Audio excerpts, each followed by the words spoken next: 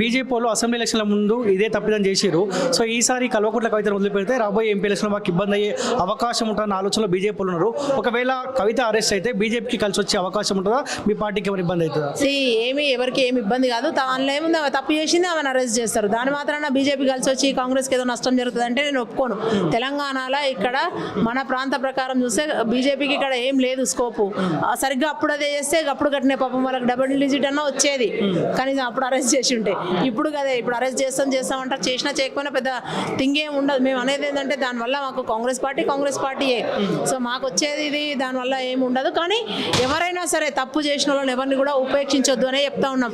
కించిత్ బాధాకరం, మహిళ అయ్యుండి ఆమె ఇట్లాంటి కేసులో ఇన్వాల్వ్ అవ్వడం మాకందరికీ కూడా సిగ్గు అనిపిస్తుంది. అంటే దేశంలో 60 కోట్ల పైగా మహిళలు ఉన్న దేశంలో ఆ ఒక్క మహిళ మీదనే ఇట్లాంటి ఆరోపణలు వచ్చి మళ్ళీ ఇంకా నేను ఏం తప్పే చేయలేదు అన్నట్టుగా కనీసం స్టేట్మెంట్స్ కూడా ఇవ్వదు. నేను లేను అందులో, నేను ఇన్వాల్వ్ కాలేదని ఒక్క స్టేట్మెంట్ ఇవ్వమని కవితను ఇంతవరకు ఎక్కడ ఇవ్వలేదు.